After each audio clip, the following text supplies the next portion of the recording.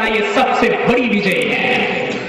इंसान का सही करैक्टर के जरिए और अपने अखलाक के जरिए और अपने किरदार के जरिए लोगों के दिल को जीत लेना ये सबसे बड़ा विजय है। ये गौतम बुद्ध ने कहा। आज दुनिया का दानिश्वर तबका और बुद्धिजीवी समाज दुनिया के अंदर बदअमनी फैलने का सबसे बड़ा कारण, दुनिया में बदअमनी फैलने का सबसे बड़ा रीजन ये बताते हैं कि इंसानी हुकूक पामाल हो गए। डिवास्टेशन ऑफ ह्यूमन राइट्स ये दुनिया में बदअमनी फैलाने का सबसे बड़ा रोग है। जब कमजोर इंसान नाइंसाफी का शिकार होते हैं तो दुनिया के अंदर बदअमनी फैलती है। हालांकि एक आम आदमी के लिए इंसानी हुकूक वो हुकूक हैं जो उसको जन्म से मरण तक हासिल होने चाहिए। लेकिन मैं सवाल करता हूं कि अगर दुनिया में बदअमनी फैलने का सबसे बड़ा रीजन और कारण इंसानी हुकूक की पामाली है, तो इंसानी हुकूक के पामाल होने का सबसे बड़ा रीजन क्या है? यही नापाक थिंकिंग, नापाक सोच और नापाक जहनियत। जिस वक्त इंसानी हुकूक की लगाम गलत हाथों में जाती है और इंसानी हुकूक की क़यादत ये गलत हाथों में पहुंचती है तो फिर दुनिया बदअमनी का शिकार हो जाती है। दुनिया के बाज थिंकर्स, बाज दानिश्वर, इनका कहना है कि दुनिया के अंदर बदअमनी फैलने का सबसे बड़ा कारण एजुकेशन की कमी है और तालीम की कमी है। इसकी वजह से आज पूरी दुनिया के अंदर बदअमनी फैली हुई है। बेशक तालीम और एजुकेशन दुनिया की तरक्की और इंसानों की फलाह का सबसे बड़ा जरिया है, लेकिन मेरे भाइयों आज तालीम और एजुकेशन के साथ हमारा इंसाफ ही नहीं। हालांकि तालीम और एजुकेशन इंसान की काबिलियत को उजागर करने के लिए होती है। तालीम इंसान की दबी हुई सलाहियत और उसके शऊर को बेदार करने के लिए तालीम और एजुकेशन होता है। लेकिन आज रोटी, कपड़ा और मकान के लिए हमारी तालीम और एजुकेशन हो गई। आज हमारे बच्चों को हमारे तालीमी इदारों में रोटी और कपड़ा, मकान के वैल्यूज तो पढ़ाए जाते हैं, लेकिन मानवता और इंसान के कदरों और इनके वैल्यूज को नहीं पढ़ाया जाता। आज से तकरीबन 14 शताब्दी पहले जब दुनिया जहालत, हैवानियत, ब्रूटेलिटी और बार्बरिज्म का शिकार हो गई थी, तो कुरान ने इक़रा बिस्मि रब्बिकल लज़ी खलक़ के जरिए तालीम और एजुकेशन का नारा लगाया और उन लोगों को कि जिनके ऊपर कोई लीडर बनने के लिए तैयार नहीं था और जो मामूली बातों पर निर्दोष लोगों की हत्या कर देते थे और जो हमेशा सेक्सुअल वायलेंस यानी जाति हिंसा के हमेशा शिकार रहते थे और जो अपनी मासूम बेटियों को लाइबिलिटी और बोझ समझ करके जमीन में जिंदा दरगोर कर देते थे और जो औरतों और महिलाओं को टिश्यू पेपर समझते थे, ऐसे युग के अंदर अंतिम महर्षि जनाबे मोहम्मदुर रसूलुल्लाह सल्लल्लाहु अलैहि वसल्लम तालीम और एजुकेशन और वही की रोशनी लेकर प्रकट हुए और सबसे पहले आकर इंसानों की नापाक जहनियत को बदला। सिचुएशन और सिस्टम को नहीं बदला, निजाम को नहीं बदला। निजाम तो मिजाज के ताबे हुआ करता है। अगर इसी वजह से आज पूरी दुनिया के अंदर 3 खुदाओं की पूजा पाठ हो रही है, इज्जत, दौलत, शोहरत। इन 3 खुदाओं पर फिरौन जैसे हुक्मरान आए चले गए, हलाकू खान जैसा आया, चंगेज जैसा आया चला गया। इस मुल्क के अंदर बादशाह आए, वज़रा आए, सुल्तान आए चले गए। इस मुल्क के अंदर राजा और महाराजा आए चले गए। इस मुल्क के अंदर अपने आप को शहंशाह कहलवाने वाले भी आए चले गए, मर गए, मिट गए,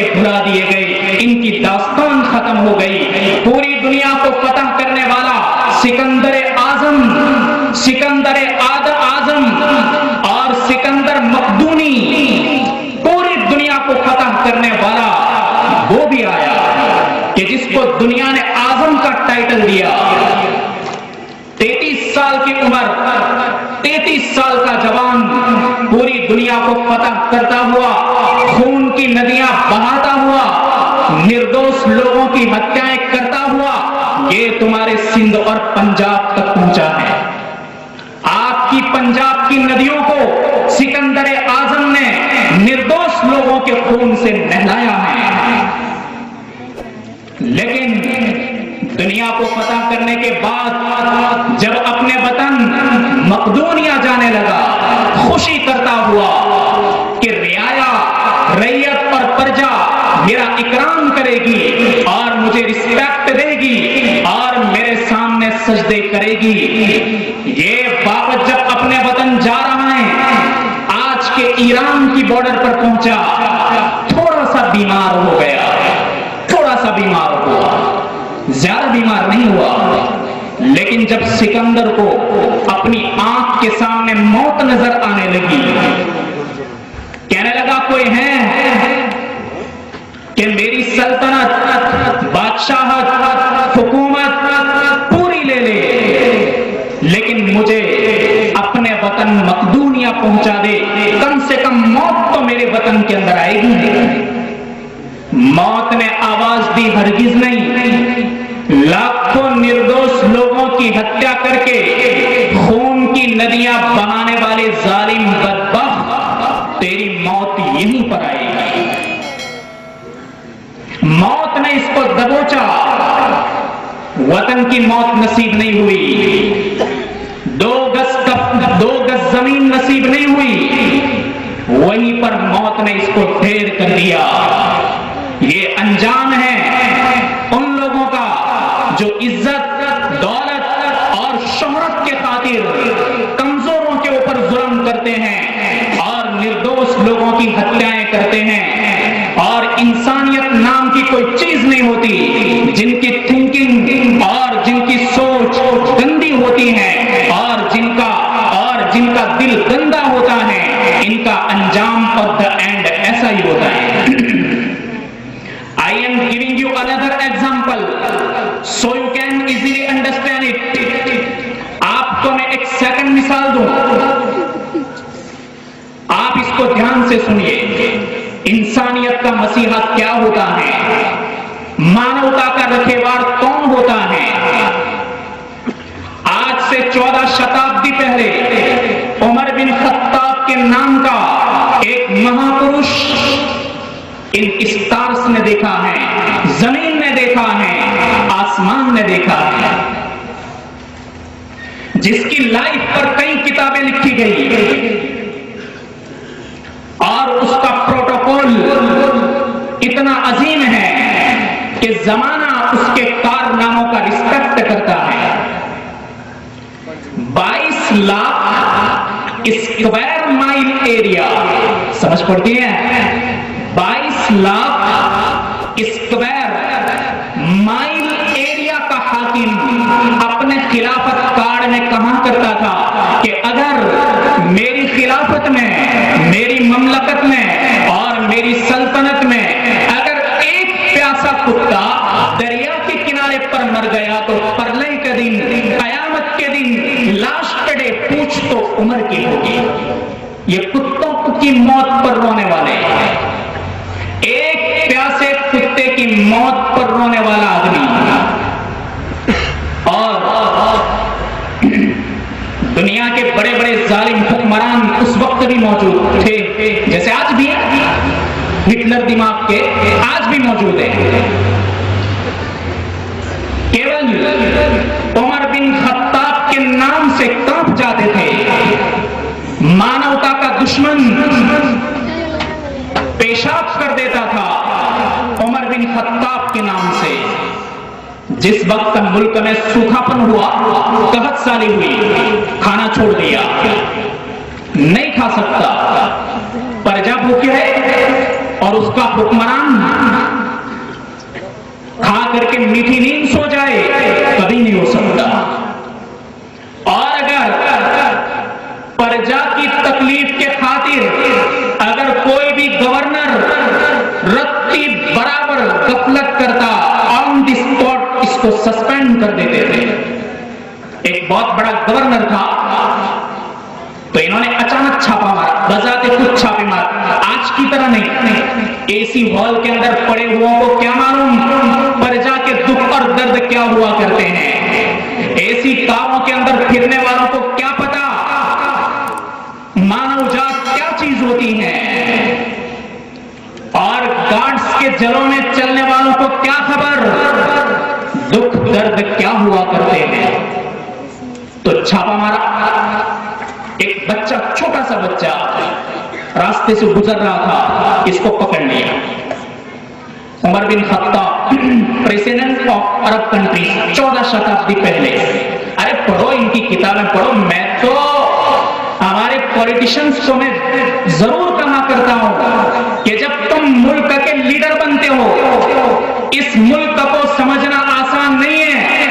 हिंदुस्तान मुल्क को समझने के लिए 7 समंदर से भी ज्यादा गहरा जहन रखने वाला वजीर आजम होना चाहिए, और हिंदुस्तान की सिविलाइजेशन को समझने के लिए बड़े मास्टरमाइंड कायद होना चाहिए। जो हमारे जितने भी पुराने कि जिन्होंने दुनिया चलाने के लॉज कायम किए और दुनिया को चलाने की थ्योरी बताई, इनकी किताबें को कम से कम पढ़ो, पता चले कि क़यादत क्या चीज हुआ करती है। बहरहाल बच्चे के माँ बाप को बुलाया कि ये तुम्हारा बच्चा, इसमें खून नहीं है, कमजोर है, क्या बात है? कहा कि हमारे यहाँ कोई दवाओं का इंतजाम नहीं, हमारे यहाँ गवर्नर है, कभी उनको पूछता नहीं। उसी वक्त उसको हाजिर किया, पूछा तेरे जिम्मे प्रजा के कौन कौन से काम आते हैं? कहा कि सर ये एक बच्चा है, अब इसकी तकलीफ को समझने के लिए मैं गाफिल रहा। मेरे खित्ते के अंदर कई बच्चे हैं, लेकिन ये इस बच्चे से गाफिल रहा। ऑन द स्पॉट इसको सस्पेंड कर दिया। क्या कहा? बदबख्त, जबकि एक बालक, एक बच्चे की तकलीफ तो तू नहीं समझ सकता, इतनी बड़ी रैयत और प्रजा को क्या समझ सकेगा? ऐसे हुक्मरानों की जरूरत है पूरी दुनिया को, ऐसे कायदों की जरूरत है पूरी दुनिया को। आज अपनी गरज के खातिर, ये तो हम तो दुनिया के अंदर ऐसे लोग हैं, हिंदुस्तानी लोग, एक तो हमारे ऊपर 150 साल तक अंग्रेजों ने हुकूमत की और हमको गुलाम बनाया। और एक कायदा सुनो, एक कायदा बता रहा हूं, हमेशा विक्टोरियस कौन, फातेह कौन, फातेह कौन? अरे फातेह को तो समझते हो ना, यानी किसी मुल्क को फतह करने वाली कौन, यानी विजयी कौन। जब ये किसी मुल्क की क़यादत करती हैं, तो जो हारे हुए लोग हैं, हारी हुई कौम, ये जीती हुई कौम के असरात को जरूर कबूल करती है। ये फितरत है इंसान की, ये इंसान का एक नेचर है कि हारा हुआ जीते हुए का असर जरूर लिया करता है। आज हिंदुस्तान ने, बर्रे सगीर ने, अखंड इंडिया ने और महाभारत ने, कि जिसके ऊपर काले कुत्ते अंग्रेज जिस वक्त इस सरजमीन के ऊपर आए, तो इनके नापाक कदम पड़ने की वजह से हमारी थिंकिंग ने इनका कुछ असर कबूल कर लिया और इन्होंने 47 से पहले दुश्मनी के बीज डाल दिए थे। वो बीज कभी तो दरख्त की शक्ल में उगा, कभी छोटे पौधे की शक्ल में उगा, और इस मुल्क को कुछ ना कुछ वक्तों के अंदर शिकंजे के अंदर लेता रहा। ये सबसे बड़ी बदकिस्मती है और सबसे बड़ी बदबख्ती है हम भारतीय समाज के लिए कि ये काले अंग्रेज और गोरे अंग्रेज जब इस मुल्क के अंदर आए तो हमारे साथ इतनी बेइंसाफी की गई। देखो ने, आज मुल्क के अंदर हमारी मां बहनें सलामत नहीं, इधर से किसी की बेटी को उठा लिया, उधर से किसी की बहन को उठा लिया, और ऐसा जंगली जानवर भी शर्मा जाए। और टिश्यू पेपर की तरह, टिश्यू पेपर होता है, इस्तेमाल किया, फेंक दिया। मासूम, उधर हमारे गुजरात के अंदर मैंने अखबार के अंदर पढ़ा था, छोटी बेटी, इसके साथ रेप किया गया, फेंक दिया इसको। ये जालिम ऐसी थिंकिंग कहां से लाए? और ऐसे भेड़ियों से भी बदतर दिल कहां से आया? हिंदुस्तान तो शर्मीला मुल्क है, हिंदुस्तान की प्रजा तो शर्मीली है। हमारी तहजीब, हमारी संस्कृति, हमारा कल्चर, ये तो शर्मीला है। हमारी मां बहनें शर्मीली हैं। मेरे भाई, इसी वजह से तो हमारे president of India doctor Manmohan Singh को एक स्टेटमेंट देना पड़ा। लोगों, अब वक्त आ चुका है कि हमारे तालीमी इदारों के सिलेबस और हमारे तालीमी इदारों का जो निसाब है उसके अंदर वो पाठ शामिल करने की जरूरत है कि जिसकी वजह से हमारी मां बहनों का एहतराम दिल में आवे। गिविंग अनदर एग्जाम्पल, अंतिम महर्षि ने फरमाया, ये मजहब का काम है, ये मजहब के ठेकेदारों का काम है कि मां बहनों की इज्जत और उनकी आबरू क्या हुआ करती है, ये मजहब के ठेकेदारों का काम है। अंतिम महर्षि ने एक मर्तबा फरमाया, लोगों, जिसके घर में 3 बच्चियां हुई, तालीम कैसे दी जाती है? ये आपको मैं एक एग्जाम्पल बता रहा हूं। जिसके घर में 3 बच्चियां हुई, इन बच्चियों की सही तरबियत की, इन बच्चियों को बेहतरीन अखलाक और करैक्टर सिखाए और अच्छे घराने के अंदर उसकी शादी कर दी। अंतिम महर्षि, लास्ट प्रॉफेट जनाब मोहम्मद रसूलुल्लाह सल्लल्लाहु अलैहि वसल्लम ने फरमाया, वो मेरे साथ स्वर्ग के अंदर होगा, इस तरह होगा। ये बेटी, यही बेटी बहन बनी।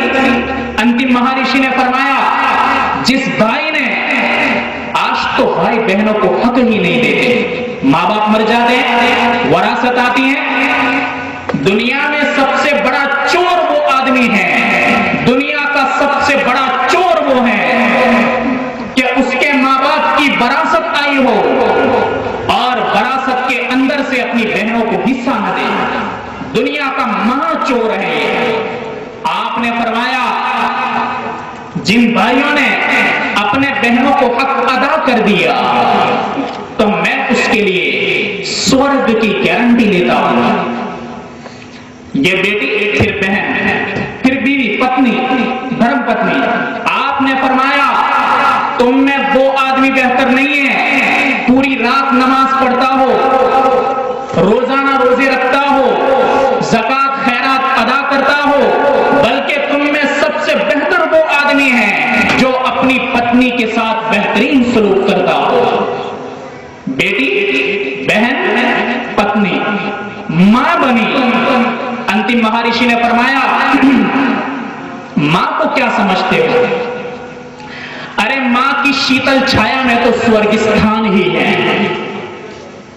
मां के कदमों के नीचे तो पूरी स्वर्ग है। तुम कहां स्वर्ग और जन्नत को तलाश करते हो? तेरी मां के कदम के नीचे तेरी जन्नत है। उसकी खिदमत कर और खिदमत करके तू तेरी मां के जरिए जन्नत के अंदर जा। ये मां की तारीफ है।